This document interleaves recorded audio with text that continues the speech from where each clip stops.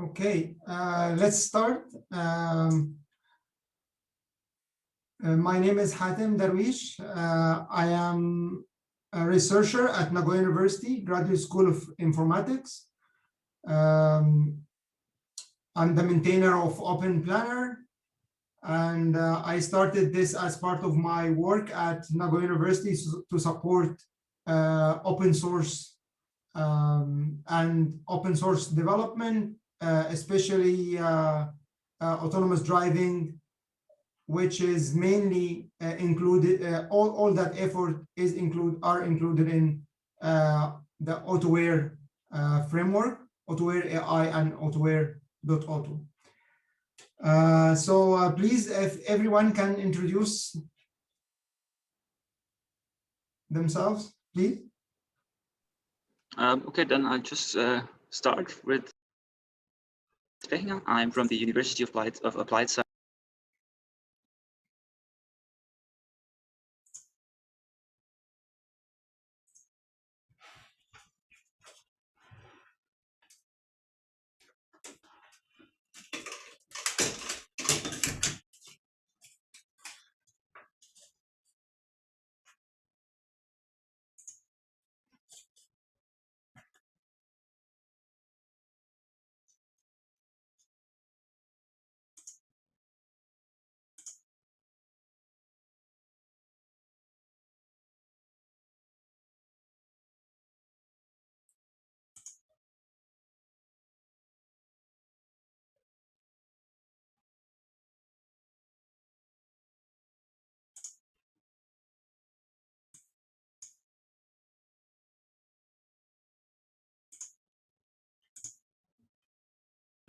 Okay, so I'm Amin. I'm from Augsburg University of Applied Sciences too, and I'm a research student in the working group Matthias Pechinger is working on as well. And I'm currently doing a project regarding benchmarking planning software, and I'm working on ROS integration of a benchmark written by TUM University in Munich. And yeah, that's my background and intention for OpenPlanner and continuing development on it. Thank you. I can go next, maybe. Hi, Tante. Oh, sorry. Go ahead. Go ahead. Okay, Batuhan. Okay, me, sure. I can speak on behalf of my friend Kerem here also, maybe. So we are newly graduated computer science students from Turkey. We are working at Elastic, and we develop level 4 autonomous buses here. We highly use the OpenPlanner structure for developing the buses as well. So it feels good to have a working group to develop that further as well. And happy to meet you all. Nice to meet you. Thank you. Yes. Dr. Tambet? Hello. I'm Tambet Matisen. I'm from the University of Tartu in Estonia, and I'm leading the autonomous driving lab here. We have our own car, Lexus from Autonomous Stuff, that we are using for our experiments. And our baseline software is Autoware that we are improving. And we are relying a lot on OpenPlanner. We have done quite a few modifications. And yeah, Max from our lab will introduce himself too. And I'm more like supervising this project rather than Max is the one who is actually working with OpenPlanner. Yeah, nice to have you from Tartu University here. Hi, Max. Hey, so maybe I can go next. So I'm Maxandre Augeret. I'm a research software engineer at the University of Tartu. So same team as Tambet here. Yes, so I mostly, not only, but work on the software and including OpenPlanner, where we have made with our team substantial modifications. But maybe we can talk a bit later. And right now we are using OpenPlanner as part of our stack. Each time we take the car at some point, like almost every day, running OpenPlanner. And I would say we achieved good reliability with our stack, with OpenPlanner. So far we are quite happy and still improving our stack. That's great to hear. Yeah, it could be a good in the future plans, integrating that to Autoware 1.15. We can integrate all modifications from my side and from your side, so everyone can benefit from the development of OpenPlanner. Hello. Okay. Hi, Karim. I guess I'm the last one. So my name is Karim, and as Batuhan mentioned, we are working together at Autoware, and we are working on fully autonomous, fully electric full-size buses. And I'm working with OpenPlanner for at least 1 year, and I'm looking forward to work on it together. So happy to meet you all. Thank you. Okay, thank you all for introducing yourself and for attending this work group, the first session. I will now introduce, I know you all know OpenPlanner, so I will go fast through the introduction, and maybe there is something new you don't know about. You can ask question about this part. So without further ado, let me share my screen. Okay. Can you see? Yes, we can. Okay, great. Okay, today we'll talk about the future development and some success stories from OpenPlanner users. Our agenda today start with introduction to OpenPlanner, talking about the architecture, the design, the versions and repositories. Then connection with Autoware. Third item, OpenPlanner features, the global planning, Hmi Bridge, local planning, include local trajectory generation and lane change. And finally, trajectory and behavior estimation. Fourth item, OpenPlanner road network map support. And finally, the development roadmap. So, as you all may know, this is the general architecture of OpenPlanner. Started with few modules, but now we have global planning, and we added intention and trajectory estimation for prediction of other vehicle states and trajectories. And there is a simple object tracker, which is called KF contour tracker. You can replace it with any other tracker. It will work fine. Also, there is one part not everyone uses, but I believe Autoware they use this part, the Hmi Bridge, which you can connect your own Hmi application to OpenPlanner and give commands, as I will show later.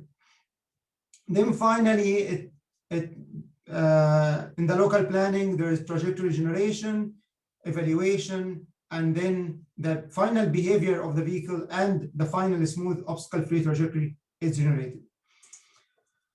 The design of OpenPlanner consists of two main parts. This orange box is the libraries, the basic libraries of OpenPlanner, which you can take actually outside Autoware and you develop your own framework, and everything will work the same as inside ROS and Autoware.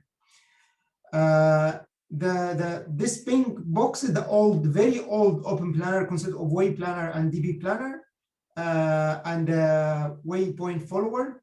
The only difference between the old and new is the node, the ROS node, but it uses the same functionality as the new OpenPlanner nodes.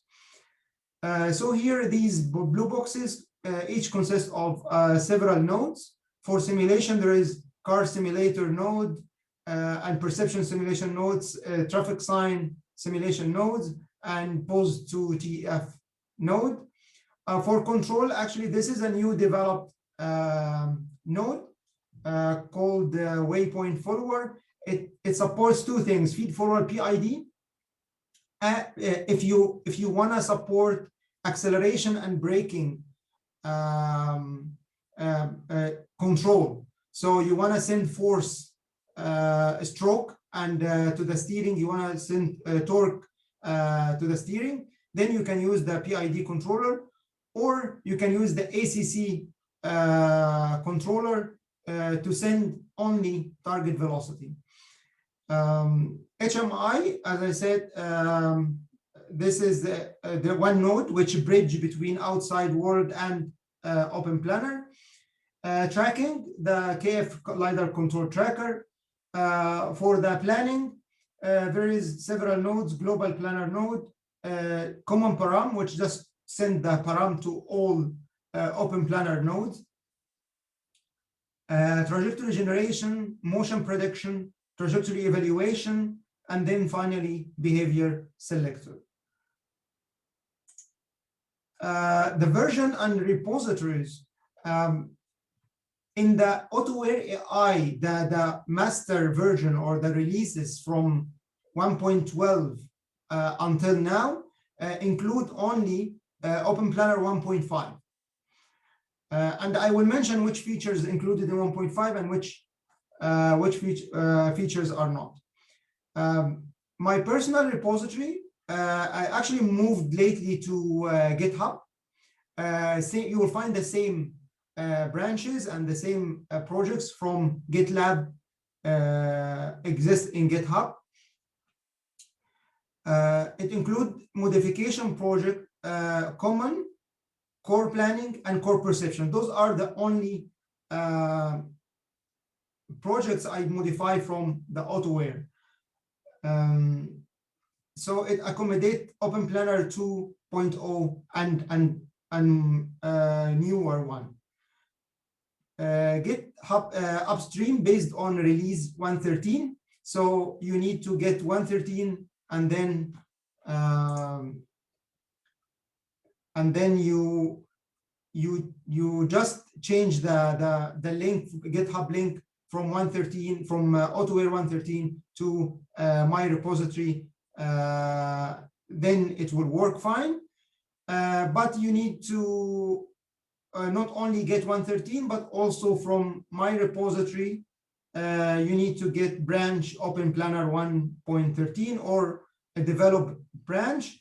And actually, any branch there, it will, other than the releases from Autoware, you can know that it's created from in my repository. Then it work up like build on 1.13.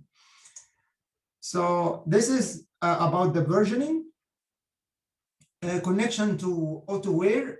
If you are using from on the computer, it might be easier, but this kind of complicated nodes connection shows how to use it with simulation and with actual vehicle, and which nodes send what message to where. It took me quite a long time to understand this scenario. Of course, I will share this with everyone so you can use it if you want to use OpenPlanner or generally use Autoware for your own vehicle. Next OpenPlanner feature. First main feature is the global planning, which is from start point, goal point, there is a dynamic programming algorithm, search algorithm based on the distance cost. And actually you can modify with a bit modification, you can add different kind of costs like direction cost, or in the map creation, you can add additional cost like preferring going right than left, or avoid lane change, or whatever kind of semantic high level cost you want to add in the global planning.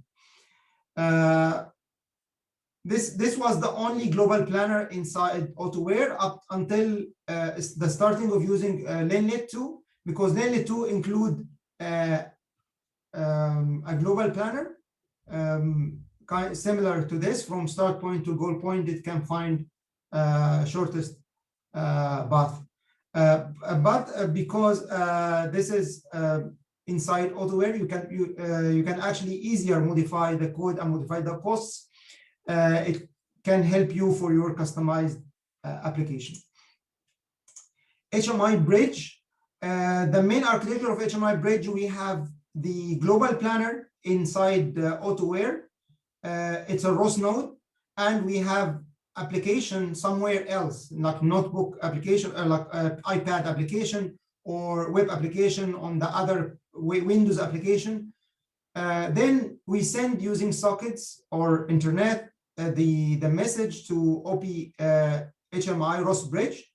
That node receives the messages from the client, then translate this message to a command sent to OpenPlanner ROS node, which can do this kind of flowchart, send messages to the HMI application and send error messages. We can have feedback from the system to the UI, to the user interface.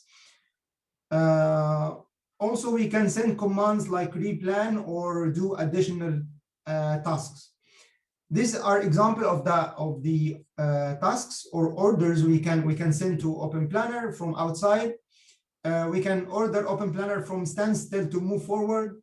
We can send it slow down, go left, go right if there is a branching in the road, stop, unexpected stop. And once we reach destination, or we can call this is destination and we end the whole experiment. Another routing case, which is the you can use it for different types of application like bus routing, similar to what actually this is used by ADAS-Tech, which if you have a bus and you have multiple stop bus and multiple routes, you can just add one, replace the previous state machine with this kind of state machine, asking the bus to move, slow down, stop in this bus stop, or even skip or go choose whatever destination from the current bus stop you want.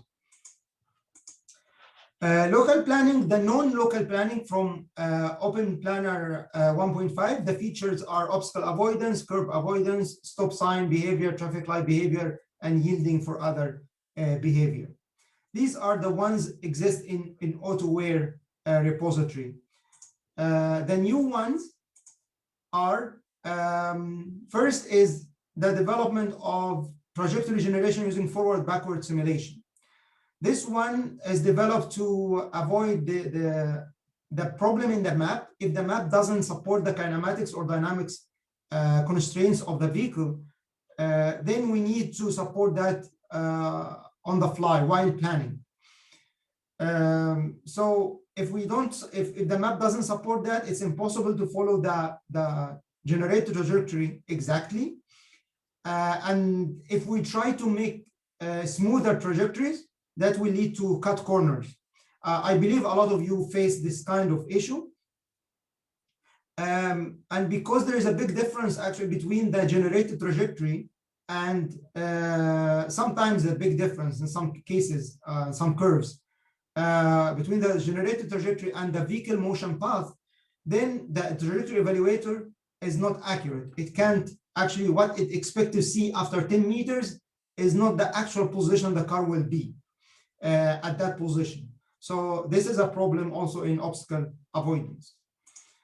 So we worked on forward-backward simulation algorithm.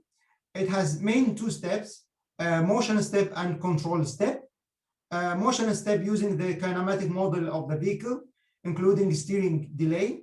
The control step use a simple P controller to find control signal for each moving step. And this shows the flow chart of how the algorithm works. Backward simulation is exactly the same steps. The only thing is different is we switch the start goal points and simulate from the end of trajectory to the start of trajectory. As you will see here, that has some benefits. On the left image, there is a tight turn, 90-degree right-hand turn. If we do forward simulation for this turn, it will look like this. It's difficult to take the curve as exactly as it is without cutting the corner, so we just overshoot a little bit. A normal human driver does that all the time, especially if you have a bigger car. You need to overshoot a little bit. Second, if we do backward simulation, the overshooting or going outside this tight turn will be before the turning. Because what happened when you do backward simulation, we make sure that we reach the destination final straight line or the final destination in a correct heading, which help if you have a bus or a truck. Or you're going with a small car, but in a very tight turn or a parking spot, which you want to end in the correct, facing the correct heading, then this trajectory, generated trajectory, will do exactly what you want. So this algorithm, advantage of this algorithm, less parameter to tune compared to other optimization techniques. Once we tune it, it will work within the kinematic limits of the vehicle. Planning backward, it is useful in some situation and for some big vehicles. The disadvantage, same as normal OpenPlanner, if the trajectory is switched often, that could lead to overshoot or oscillation. And also, we shouldn't call replan while driving in the tight turn. This will lead to unexpected overshoot. Next feature is lane change in local planner. This also this is developed after not in the Autoware repository, in the new developed OpenPlanner. In 1.5 only, lane change supported in global planning, but not in local planning. But currently, the same cycle goes around. We plan global plan includes the lane change and give cost to lane change. Then the trajectory generation will generate rollouts for the other lanes too, and the backup lanes. Then trajectory evaluator will choose between those all rollouts, which is the best. And then behavior selector will decide if it can change or there is an obstacle blocking the way according to the output from trajectory evaluator. Then if it can't change the lane now, it will keep driving on the current lane and send replan signal to the global planner. This is a video shows one worst case scenario of lane change. The setup is there is the ego vehicle on the most left lane, and then it wants to go to the most right lane because this is the target lane.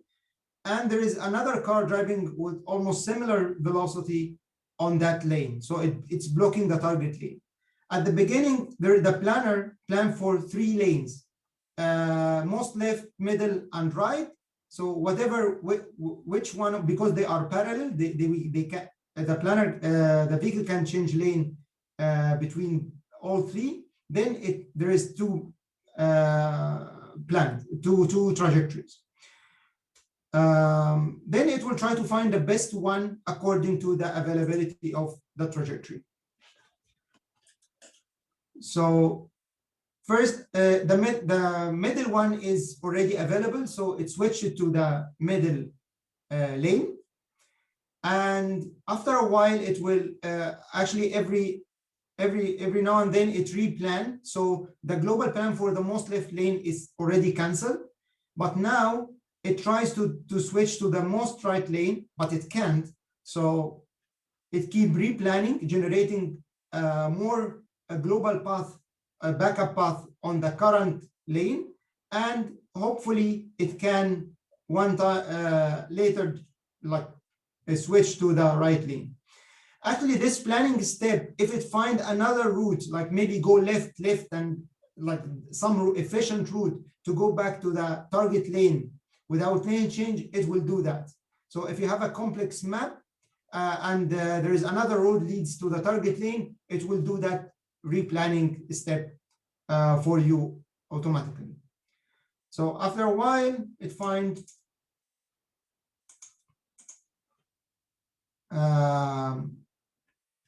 opportunity, like enough distance, clear distance from the vehicle driving on the most right lane, and lane change is achieved successfully. Another feature of the in the OpenPlanner 2 is the behavior and trajectory estimation. And actually, I didn't test it enough. It's developed for my PhD, but thanks to Matthias, he showed me that it works nicely. So I can say now with confidence that this feature is working as expected. So this novice technique uses the behavior planner, the original OpenPlanner, with multi-Q particle filter to estimate intention and trajectory of surrounding vehicles. It is important to know what other vehicle is doing to be able to handle complex situations. These are the current states that we can estimate if the other vehicle is going forward or parking or stopping or yielding or lifting outside the map, branch left and branch right. And on the right, this is the design, the main architecture of the algorithm. The inputs are road network map and observations. Of course, most of this work depends on the road network map, and the connections are precisely done. So if there is a problem with network map, there is a lot of features in OpenPlanner will not work.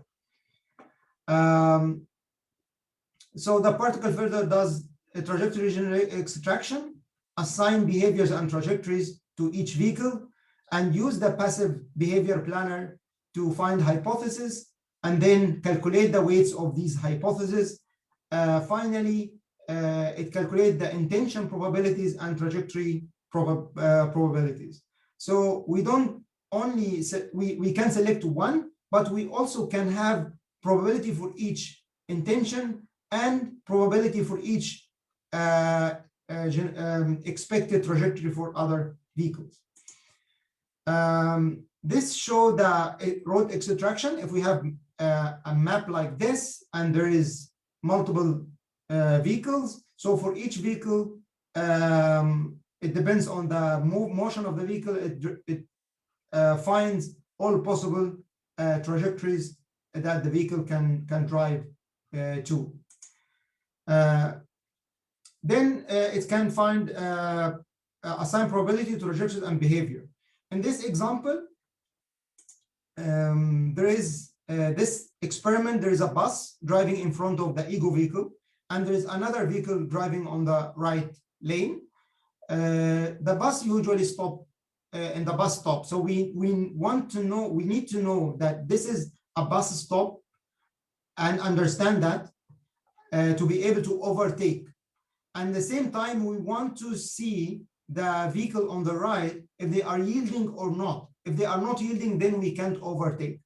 So what happened in this experiment, the bus stop, we successfully estimated that this is a stopping behavior. And then the other vehicle it slowed down. Before slowdown, it was forward behavior. Now it's yielding and then stopping behavior. In this case, the planner can decide, okay, I can change the lane.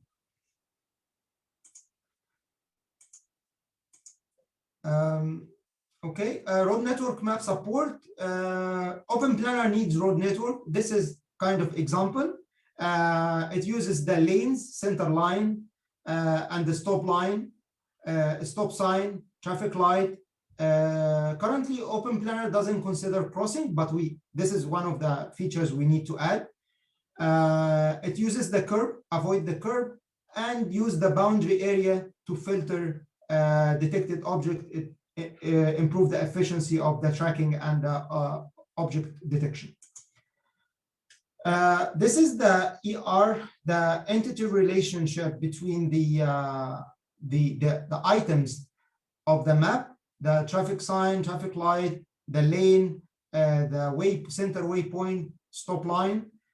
So if you're interested in map conversion or you want to understand more about the internal map format, this slide can help you. OpenPlanner supports several map formats, of course, as basic ISAN vector maps. It's a collection of .csv files supported by all versions, the old version in Autoware and the new version. We can receive it as a ROS topic, or we can OpenPlanner can load it from CSV file and then parse it. Lanelet 2 .osm file supported by OpenPlanner 2+. So the one inside Autoware doesn't support Lanelet 2. How it support? You can just add the link of the path of the OSM file in the launch file in global planner and local planner, and say, okay, I want to use Lanelet 2, then it will use that map. It will parse and convert to internal format. And of course, you can also use the KML. Also, you can use OpenDrive, but you need a third-party conversion. We can convert offline using the Assure mapping tool to KML or Lanelet 2. And this, I use that to work with Carla using OpenPlanner. Development roadmap. Okay, future development of OpenPlanner. I want to use Markov decision processes instead of deterministic trajectory evaluation. So instead of selecting only best trajectories, I want to find the best policy, which means include both safe trajectory and recommended velocity. It's regarded as the best solution for this kind of planning, but it needs a lot of modeling, and also the performance could hurt the planning, so it needs a good design. Overtake behavior. Currently, OpenPlanner doesn't have overtake behavior. So we should integrate with global planning and local planner in a similar fashion to lane change. OpenPlanner 2.0 plus rebased to Autoware AI 1.15. So this is one of the main objectives of this working group. We want to add all the new feature to Autoware AI release. But the problem is I'm waiting for the release to be finished. It is until now still pending for testing. ROS 2 implementation for OpenPlanner 2. Yeah, this one can take some time, but after Autoware.auto release and still the current effort to finalize Autoware.pilot, which is also based on ROS 2, we need to import OpenPlanner. The good thing, as you know, it's very easy. Just create the ROS node, ROS 2 or ROS 1 node shells, wrappers, and then the functions will be imported. We can call the function from the libraries automatically. So I don't think it needs a lot of work. The only overhead here I can see is creating the documentation, because to support Autoware, and especially Autoware Auto, we need to provide the code in certain format, design documents, documentation, and unit testing, and handle the merge request routine, and the problems of merge requesting. This needs a lot of people to work on that. It's really difficult to do that by myself. So here I finish everything. Thank you very much for listening. I'm looking forward to your questions. First of all, thanks a lot for the nice presentation. Good work, nice. Thank you. Okay. Let's have a discussion. Actually, I have a question for you. Sure. About the trajectory and intention prediction.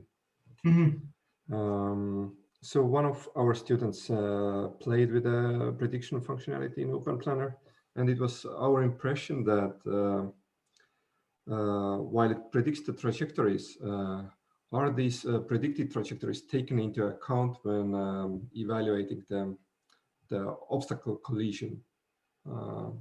Our impression was that the trajectories were just predicted, but not accounted for as obstacles. Maybe we misunderstood something. You need to. There is. It depends on the version, of course. If you're using the latest version, or the OpenPlanner 2 version, which is called OpenPlanner 1.13 branch. I think it's working, because Matthias, you are using that, right? So I have to enable particle filter predictions. I said it true, right? Yes. Okay. I've been using it in the past. So right now I'm running it with the value false, so not right now. But I can offer to test it from now on more again, enable it, and we have a very complex urban simulation with a lot of random traffic generated cars and bicycles and all that stuff. And I can have a look at all of this until the meeting in 2 weeks, and we can discuss the question again next week, and I can show some results there. Yes, and thank you. And also, to be clear, yes, it will take care of the trajectories, but not the behaviors. So the estimated behaviors are not taken into account in planning yet.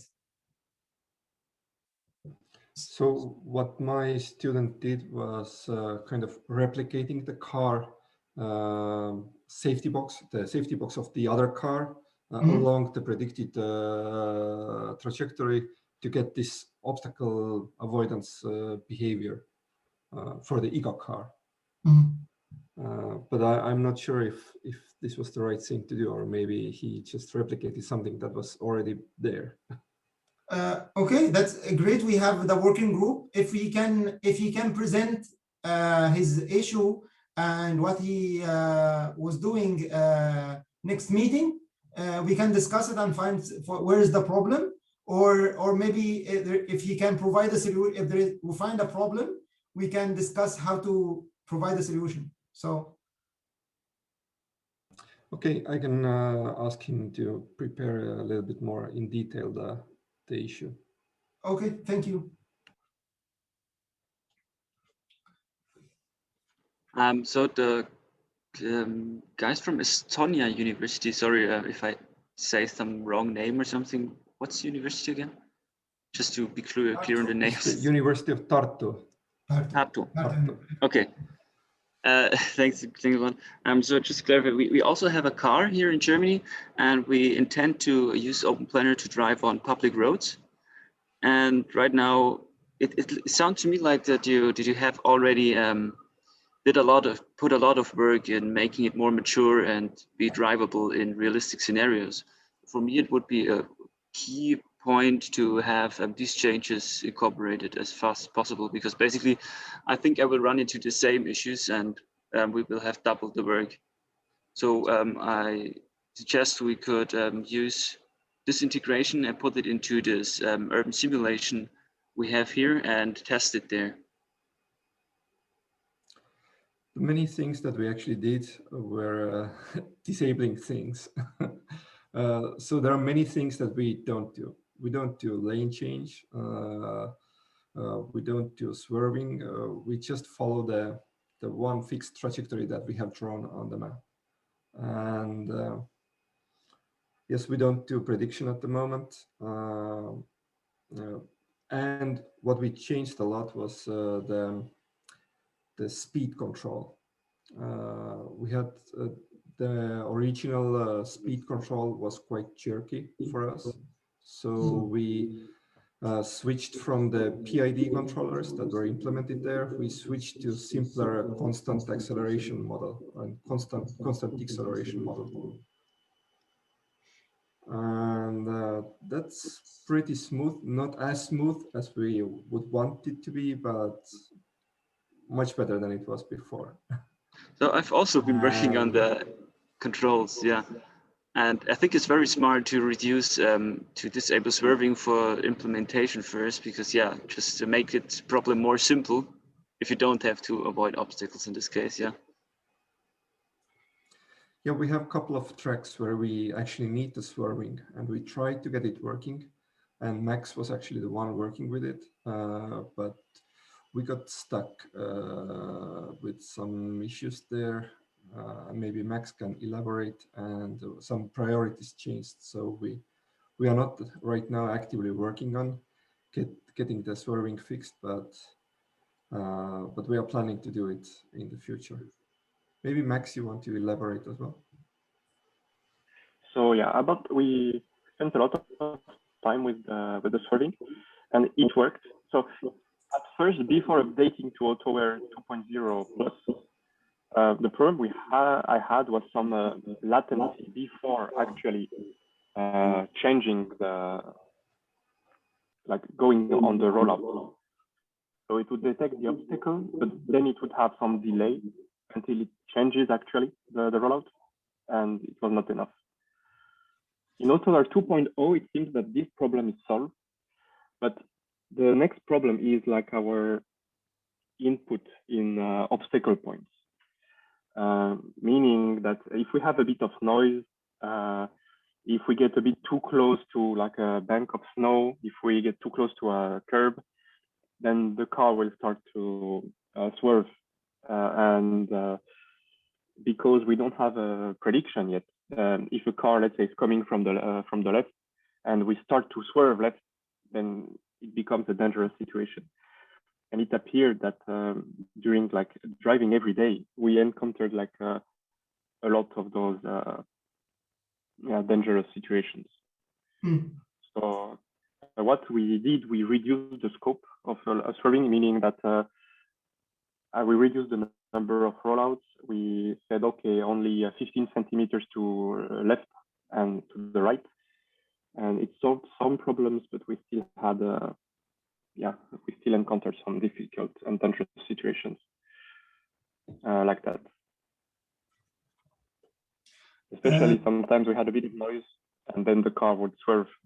So that's more like the obstacle detection needs to be tuned appropriately and must be not noise. It has a low noise tolerance. Max, can you confirm that we have OpenPlanner 2.0, right? Yes, not the last version of 2.0, but it has been merged recently. Do you remember when it was merged? I can tell you. Okay. Actually, there is a couple of the issues you mentioned now. the forward simulation will solve some of the turning issue, the curve issue, and also one thing I'm working on now, and but testing will be a bit difficult, is to only like disable swerving in the curves.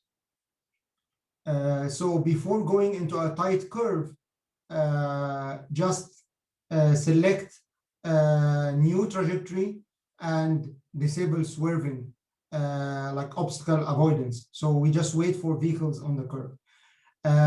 This is a tight curve, but sometimes if we need to do it, so the car stops first. Once the car stops and then generate rollouts and then switch to a new rollout, it will be smoother than switching while moving. So the steps is as follows. Before we approach the curve, so to avoid selecting new trajectory, we already replan and select trajectory right before the curve. So normally we don't, the cycle of renewing the local planner will not happen inside the curve. This is one. Second, disable lane change avoidance inside the curve. So, but like switching, the idea is not switching from move forward to avoidance, to swerving. Go first to stop state and then switch to the avoidance state.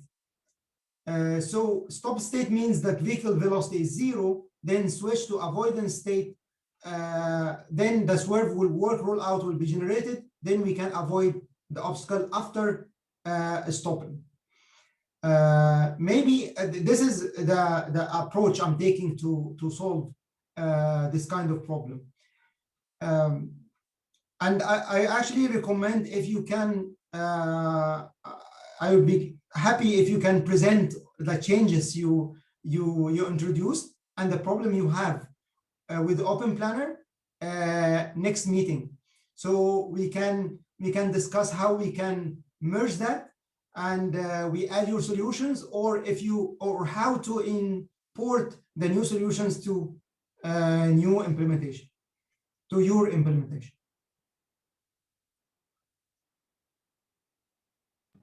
I think this would be 23rd of March, right?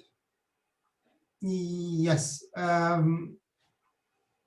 We can make it weekly if we need to. Like every 2 weeks, it's the basic proposal, so people don't have to come every week. But we can have like weekly meeting if something urgent we need to work on. No, actually, the 23rd is fine. On 17th of March, we have a demo coming up. So we need to prepare for that. So 23rd seems fine. Okay, great.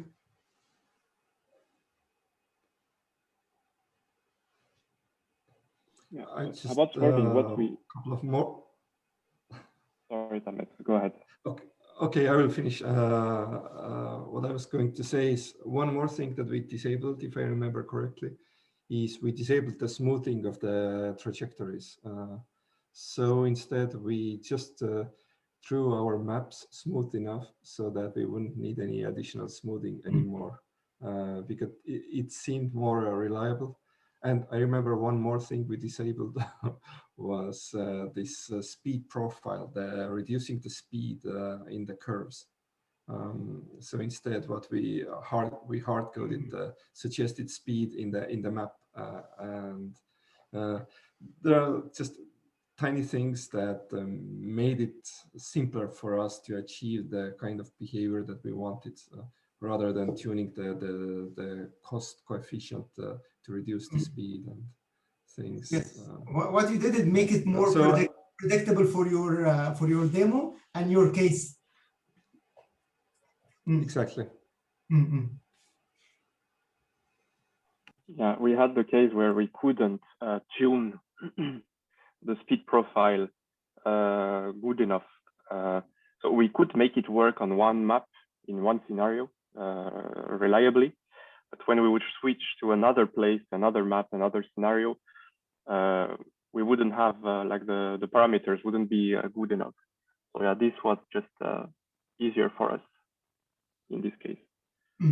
Actually, the map problems, each time I use a new map, I do modification into the maps, and that's why what I do usually, I import the map from vector map or whatever into the tool and make some post-processing, checking the lane, the connections, the smoothness of the lane, make sure that all waypoints are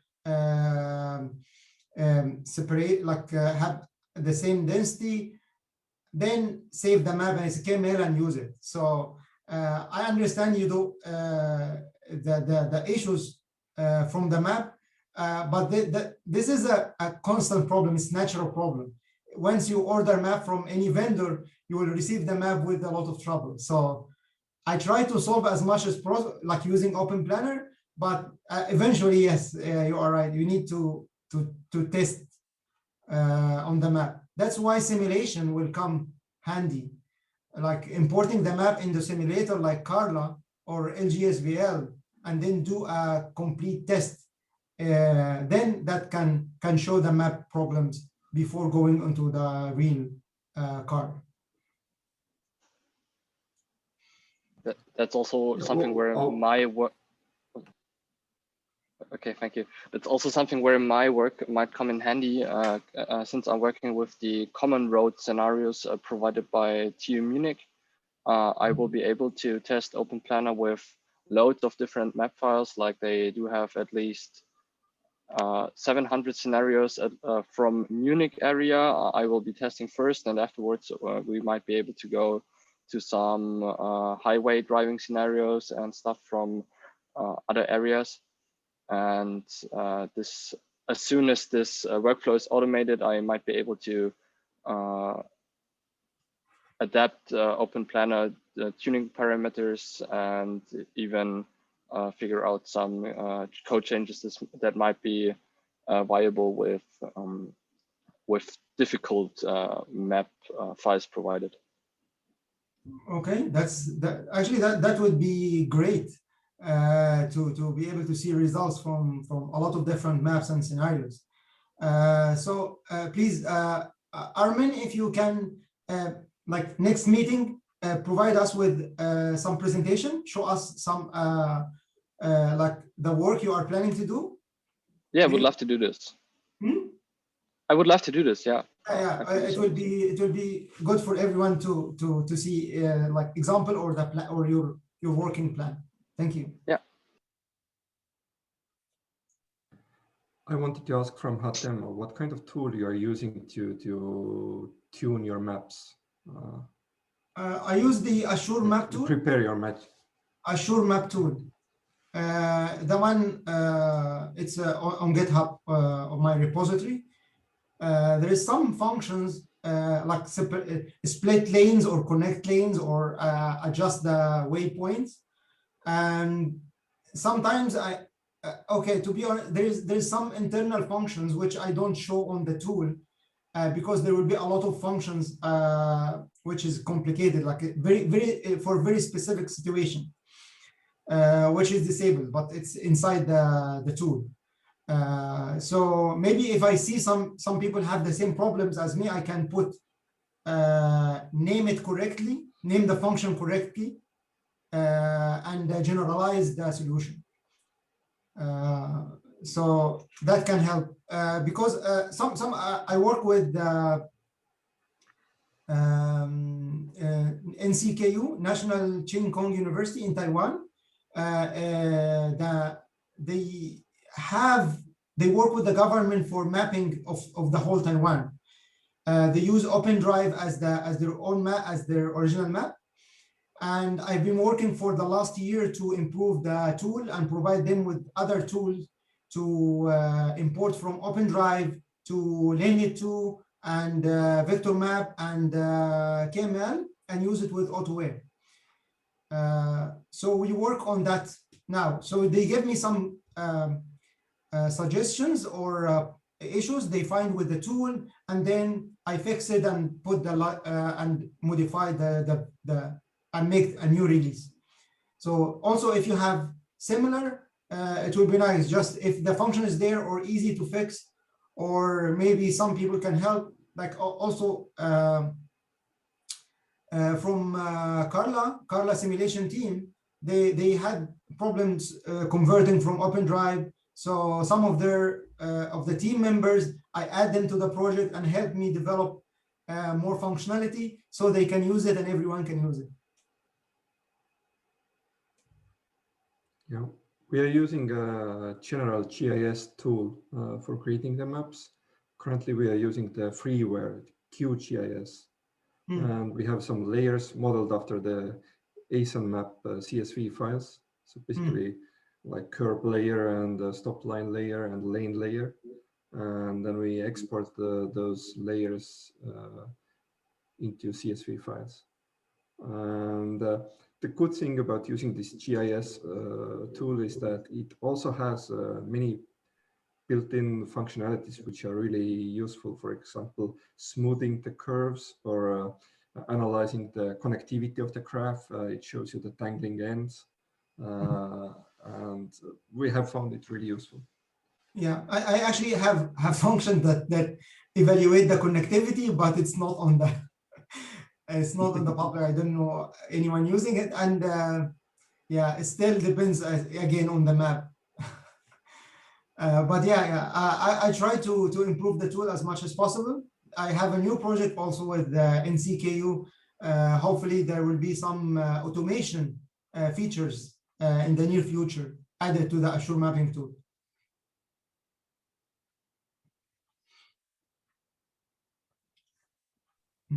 I also want to talk something about the velocity profiling. First thing I say as a problem is all the velocity values are constant in the final waypoints. So if you are using another controller than prerequisite, like MPC follower, this can cause some problems about the prediction step of the vehicle movement. Smoother values might be better in my opinion. And about the curvature velocity profiling, I think we can calculate the velocity value for a specific curvature, and we can move along the trajectory with constant velocity. Because in the current version, we are facing with some jerk in the velocities. Velocity is changing inside the curvature, and I think this is not as safe. Yeah.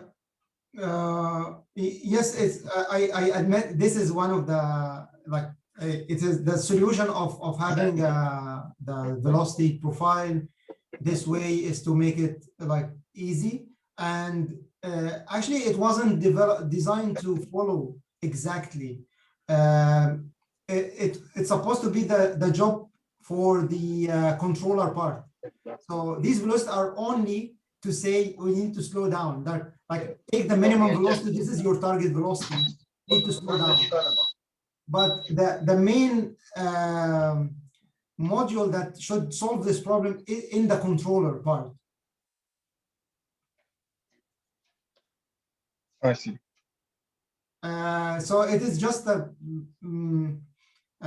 if you, because in some maps we get from ISAN technology, they already assign velocities to the curve, like assign proper velocity at each lane, and in the intersection or the turning, they assign lower velocity, so you can follow that. It's a fixed velocity for the whole curve. What I do is I try to use something automated by using the curvature and slow down and going down and going up. This should be only for guideline to the controller to generate proper velocity. That's why, and still the controller part, I added some solutions, but it's not my biggest strongest point. in developing the controllers. So that's why I welcome any help in this regard.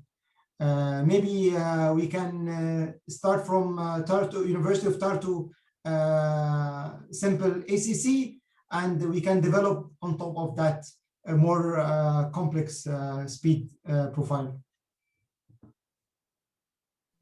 About the speed control, already have some minor changes in the speed control and found some small, very small issues which caused some problems for me. But I can show this all in the next meeting too. Okay. We can assign one big session talking about the speed. Once we generate trajectory, the speed until we deliver to the vehicle. Yeah, that's a good idea. Okay.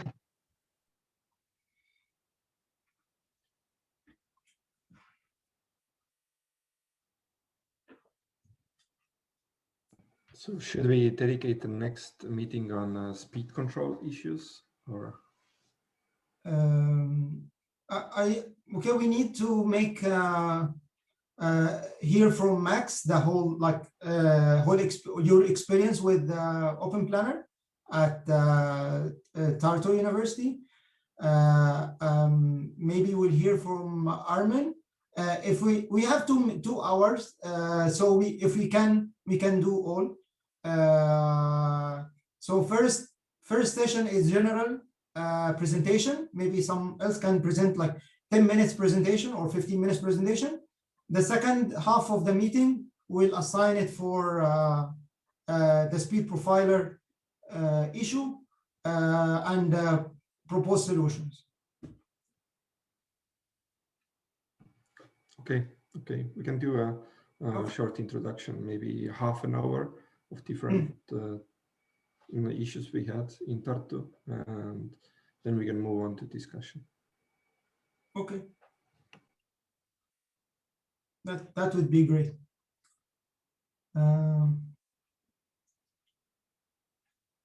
So any other comments?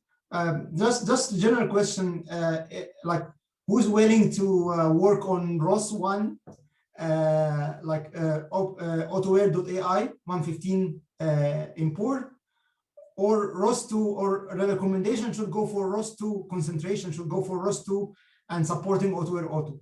What do you think?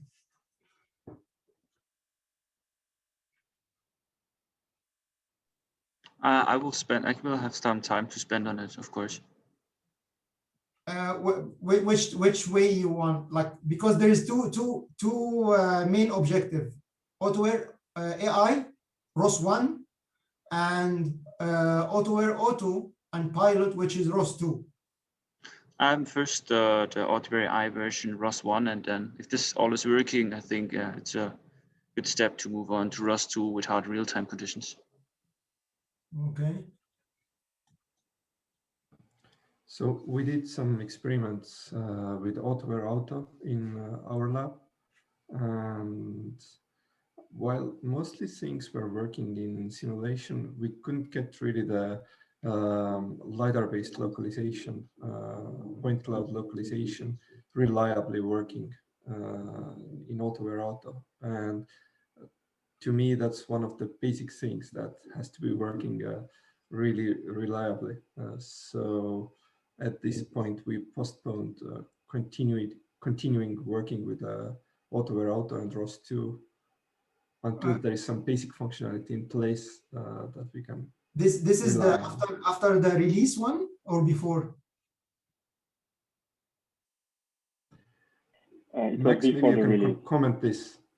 Yeah, it was before the release, and I have been in contact with the Autoware Auto team, and some changes have been made to that, and haven't tested it since the release.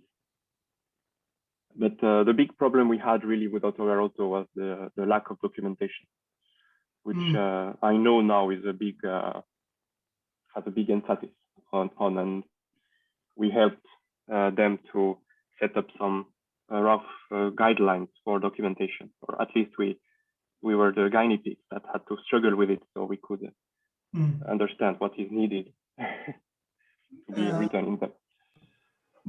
Yeah, actually, for me, understanding Autoware Auto comes from following the GitLab posts and the merge requests. So if you want a documentation, go to the merge requests and the discussion on the merge requests.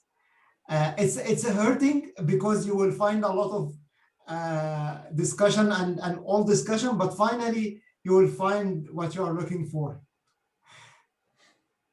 It's not easy. So, but this is like my proposed solution if you want to go for it.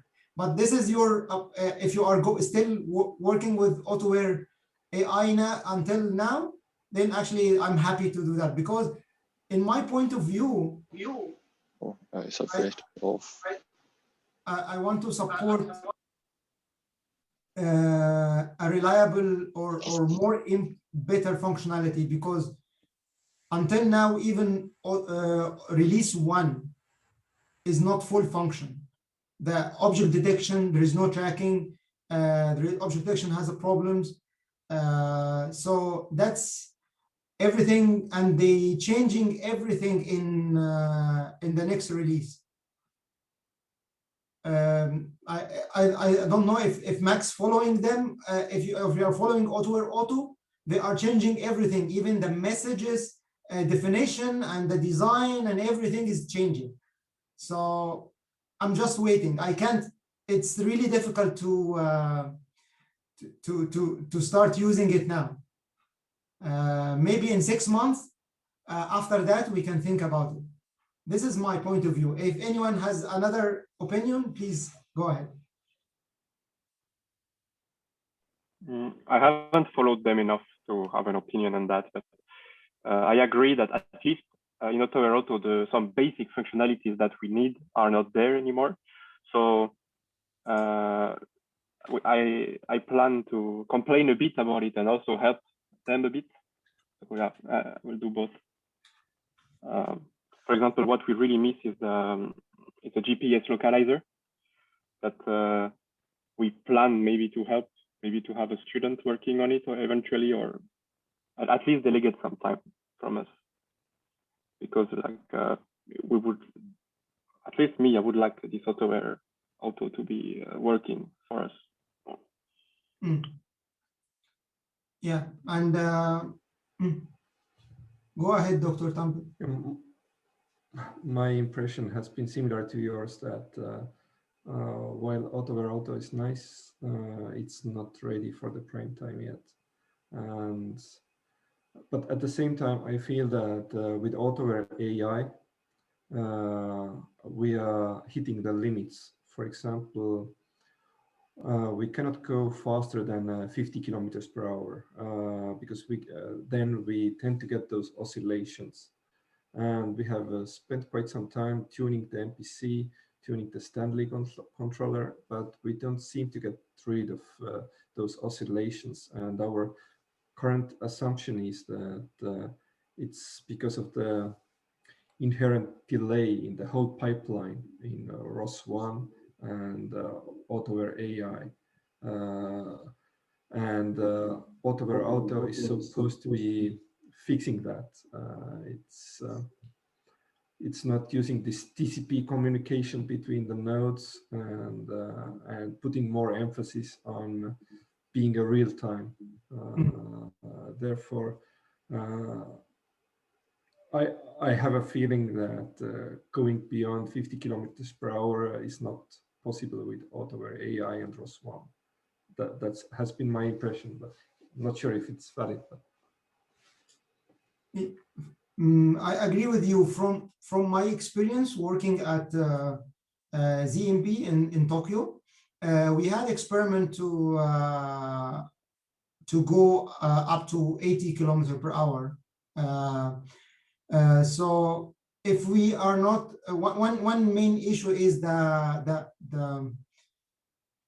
frequency of everything, of all the models, like the localization model, object detection, and planning. They all have to be around 100 hertz minimum. to go that fast. So control, localization, and planning, they should be at 100 hertz at least to be able to go fast, which is not difficult to achieve in Autoware.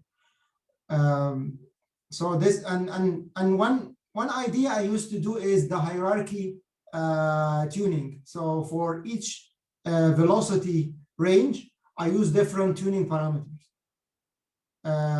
Help me succeed to achieve a stable 80 kilometer straight line without oscillation, and then also slow down and go to the curves nicely. So up to 30 kilometer, different parameter, from 30 to 50, different parameters, and from 50 to 70, different parameters, and after 70, different parameters. So this was my own experience to achieve this kind of speed. Yeah, we'll wait and see. Yeah, thanks. That makes sense.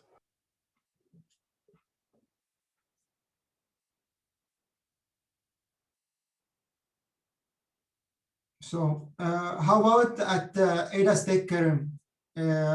You staying with how long you will staying with Autoware AI? For close future, I think working on Autoware AI is better. I don't think Autoware Auto is ready also. So we are stick with AI for some time.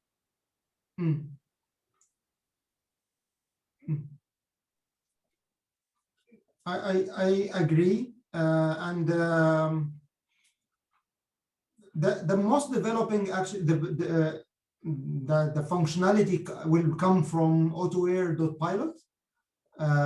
If anyone experienced it with that, there is another name called Autoware proposed architecture, which Tier 4 is working on. A lot of engineers working on that now, but it's same, like they are changing from ROS 1 to ROS 2 at the moment. So there is no stable version coming out yet. So hopefully, if it come out, we can actually support that before. In my opinion, if we support that before Autoware Auto, we can support more functionality than the one will be included in Autoware Auto. Can you give us the link to Autoware.pilot? I haven't seen this one before, and I did a quick search on the internet. Nothing came up. Yeah, they have several names. They call it Autoware proposed architecture. It's on. I will send you a link. It's on Tier 4 repository. 1 second. You can maybe send it to the Slack later. Okay. Is it like the new architecture you talked about, Autoware Auto, that they are changing everything? This is the link, the main one, and the functionality here in Autoware architecture proposal.iv. You'll find all the modules, the planning modules, and the it follows similar to Autoware AI. Like they call it the evolution of Autoware AI. Added more planning and more control. The main difference is planning and control. Different path planning approaches and the improved MPC control.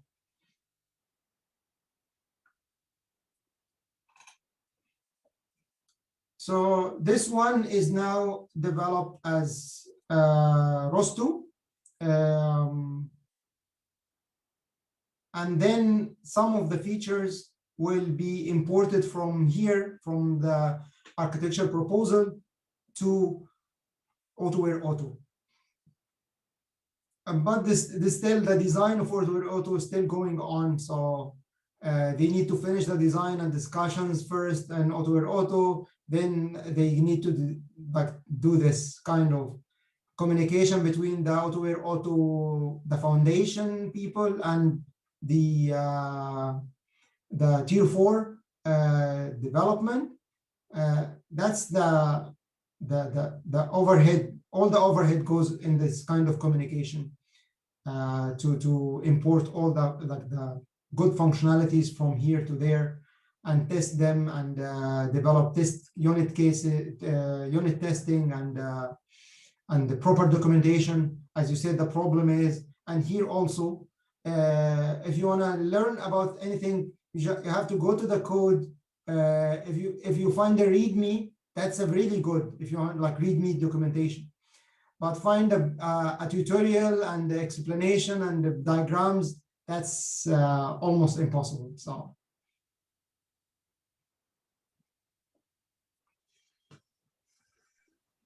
By the way, it looks like we'll do some changes together with the current version, and doing these changes in the current version is much faster approach, in my opinion. And once we say current version is okay, we can switch to Autoware.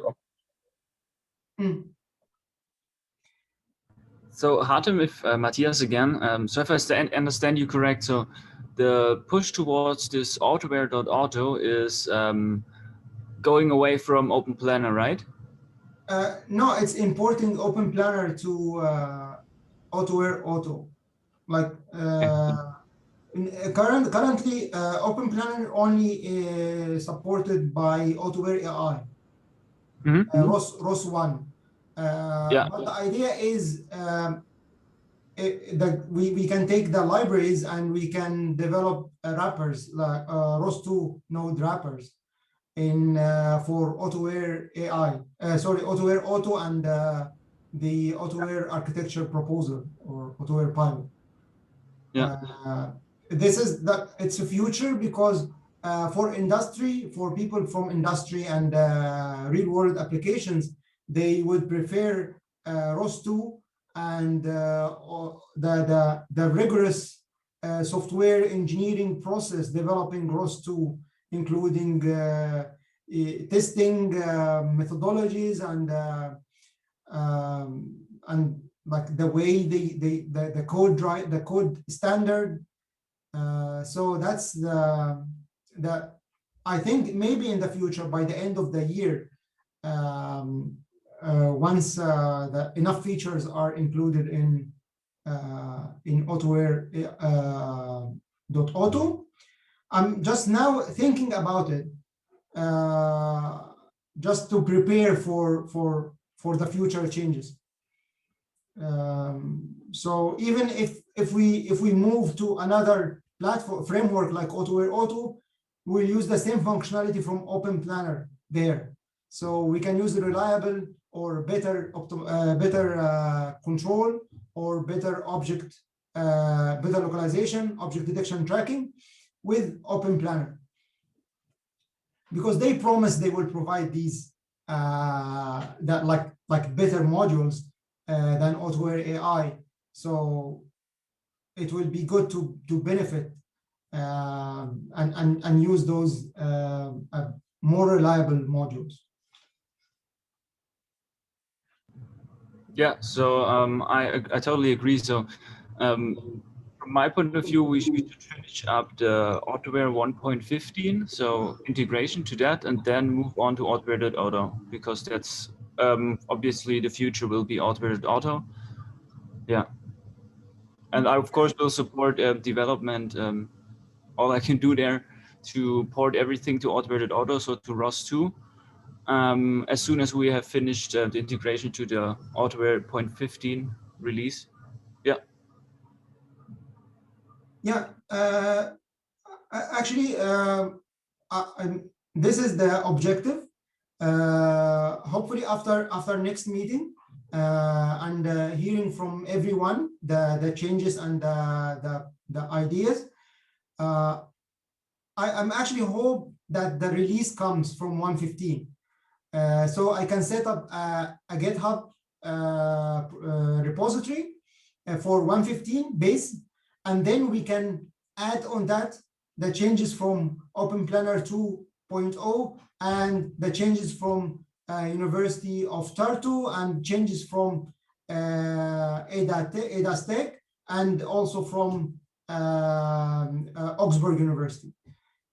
So we can have one repository, one place, and everyone merge request the changes of OpenPlanner to that one place on top of 115.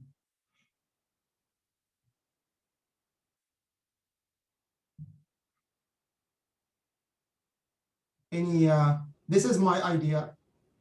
So you mean, just to clarify, that we don't incorporate the changes we're doing right now into the 115 version? Instead, we just put all of our changes into the ROS 2 version. Is this correct? No. All our changes currently done will be on top of 115 version. And then from 115 to ROS 2. Yeah, sounds good.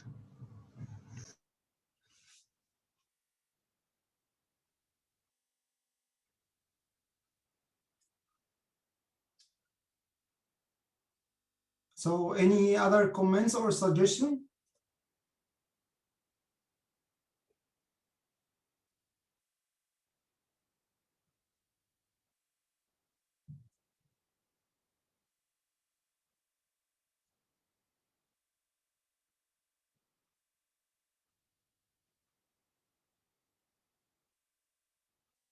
Okay, if nothing else, we can end this meeting. Is it okay with everyone? Nothing else from me. Okay. Nothing else from me either. And yeah, thanks a lot for organizing. Thanks for organizing this. Okay. Nice to meet you all. Can I share the recording of this meeting to Autoware community? Nothing against that for me. Yeah, sure. Yeah, sure. Okay. Yeah, Augsburg is okay with us too. Okay. And thanks for all the organization, Adam. Thanks a lot. You're welcome. I'm happy for the attendance and the willing to help, and hopefully this will be a productive working group to improve generally Autoware and autonomous driving using OpenPlanner. Thank you very much for attending. Thank you, everyone, and see you in 2 weeks. Thanks a lot. See you. Bye-bye. Bye. See you. See you.